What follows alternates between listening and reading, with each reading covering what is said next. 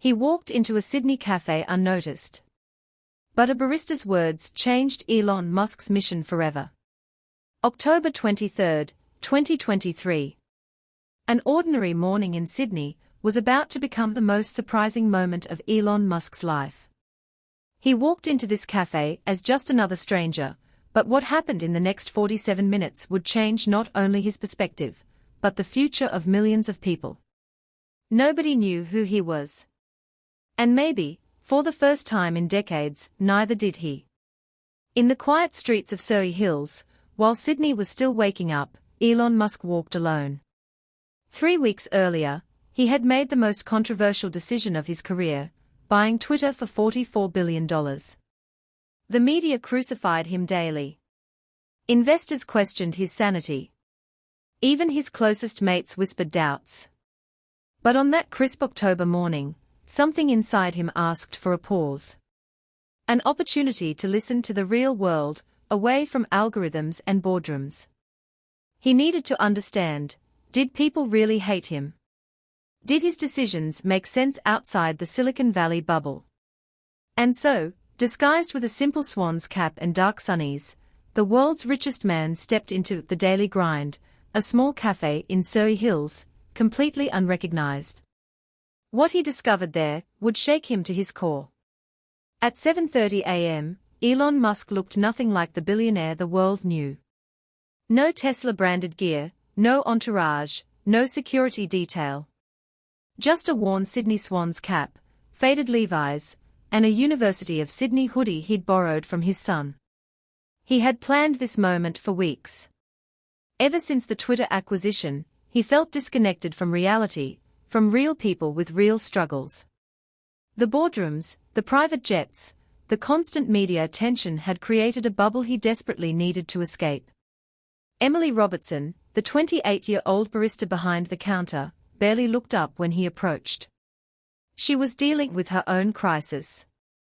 Her HECS debt was crushing her, her second job, at night barely covered rent in Bondi, and her dream of becoming a documentary filmmaker seemed more impossible each day. "What can I get you, love?" she asked, her voice tired but genuine. "Just a flat white, please," Elon replied, his voice softer than usual, almost hesitant. And in that simple exchange, something magical began to unfold. The cafe buzzed with authentic Sydney energy. Exposed brick walls, vintage subway tiles from the old tram lines, the constant hum of the espresso machine. Most locals were rushing to catch the 8:15 train to the CBD. Elon found a weathered wooden table by the window, watching red buses blur past on Oxford Street. At the next table, Jack Morrison, a 67-year-old retired Telstra engineer, was explaining to his mate how Medicare gaps were forcing impossible choices. His heart medication or groceries, never both. Near the window overlooking the bustling footpath, Sophie Santos, still in her waitress uniform from the night shift at a King's Cross restaurant, was crying softly into her phone.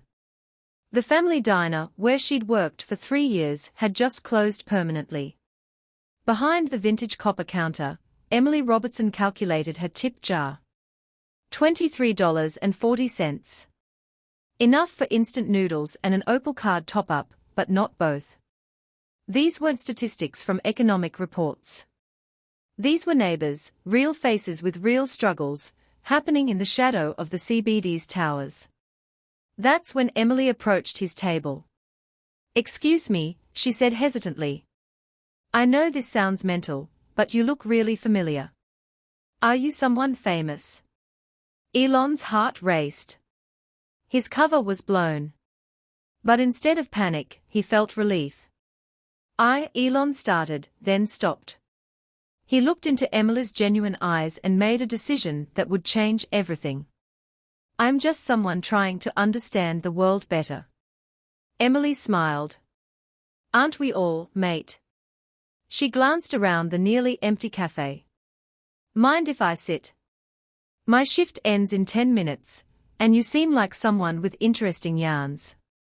For the next hour, Elon Musk, the man who had revolutionized electric cars, space travel, and social media, sat in a $2 plastic chair, listening to a barista share her dreams. Emily talked about her documentary project, about wanting to tell stories of everyday heroes, people who changed their communities without recognition or wealth. She spoke with passion about her vision, about using technology to amplify voices that nobody heard. The problem is, she said, stirring her coffee, platforms like Twitter, they are designed for people who already have power. The algorithm pushes the loudest voices, not necessarily the most important ones. Elon felt his chest tighten. She was describing exactly what he'd been trying to fix, but from a perspective he'd never considered. What would you change? He asked, genuinely curious. Honestly. Emily laughed. If I owned Twitter, I'd create a feature where local communities could highlight real stories, real problems. Give ordinary people the same reach as celebrities. Imagine if every suburb had a voice. As she spoke, Elon realized something profound. He had been thinking about Twitter as a global platform, but he'd forgotten it was made up of individual communities, individual dreams, individual struggles. As the morning rush intensified, the cafe filled with Sydney's invisible heroes. Jack Morrison revealed he'd actually helped design fibre optic networks that powered half the internet. His healthcare app concept could connect seniors directly with chemists for bulk medication discounts, saving thousands across Australia. Sophie Santos, between tears, mentioned her accounting background. She'd created a system helping immigrant-owned businesses navigate tax codes, but needed technology partnerships to scale it beyond Parramatta. Even Dave Mitchell, the cafe owner quietly restocking Tim Tams and Lamingtons, was a former Sydney University professor who'd developed AI tutoring methods, but lacked Silicon Valley connections. Elon realized he was sitting in a goldmine of untapped innovation. Solutions to problems his companies had spent millions trying to solve, all hidden in plain sight.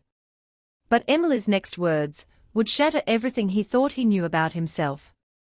As Emily gathered her Sydney Film School messenger bag, preparing for her afternoon shift at a Surry Hills production house, she said something that stopped Elon's heart. "You know what's bonkers," she said, checking her cracked iPhone screen. "Everyone thinks Elon Musk is this visionary, but honestly, I reckon he's completely disconnected. So obsessed with rockets and robots, he's forgotten the people struggling right here, right now." The words pierced through him like shards of glass. Not because they were malicious, but because they were devastatingly accurate. After she left, Elon sat frozen, staring at his reflection in the cafe's rain-streaked window. Behind him, Jack was rationing his pills, Sophie was updating her resume on a library computer, Dave was calculating whether to pay rent or restock inventory. Meanwhile, he'd spent $44 billion on a platform, while real solutions sat unheard at the next table. For the first time in decades, the world's richest man felt completely, utterly poor. But then something shifted. What if this moment, this revelation, wasn't a failure but an opportunity?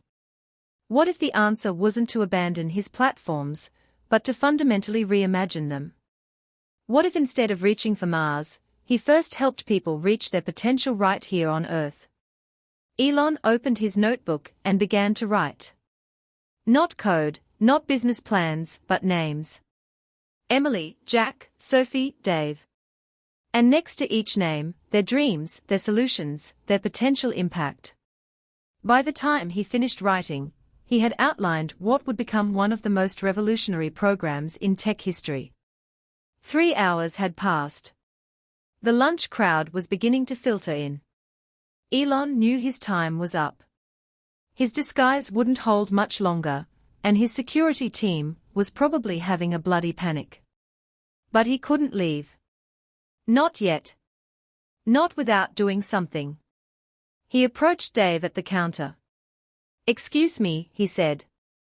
"I couldn't help but overhear earlier about your education ideas." Dave looked up, surprised. "Oh, yeah, just pipe dreams, you know how it is, mate." "What if they weren't?" Elon asked. "What if someone wanted to help you make them real?" Dave laughed nervously. Are you some kind of investor or something? Elon paused. Then slowly, he removed his sunnies and his swan's cap. The cafe went silent. Dave's eyes widened. Jack dropped his coffee cup. The few other customers pulled out their phones. Bloody hell, Dave whispered. You're actually. Yeah, Elon said quietly. And I've been sitting here all morning, learning more about my own companies than I have in the past 5 years.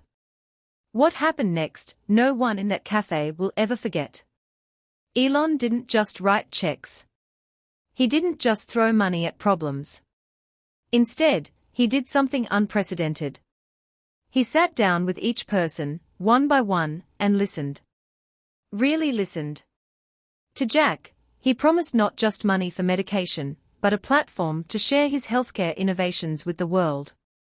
To Sophie, he offered not just a job, but the opportunity to build her financial management system into a tool that could help millions of small businesses across Australia. To Dave, he proposed not just funding, but a partnership to revolutionize education technology.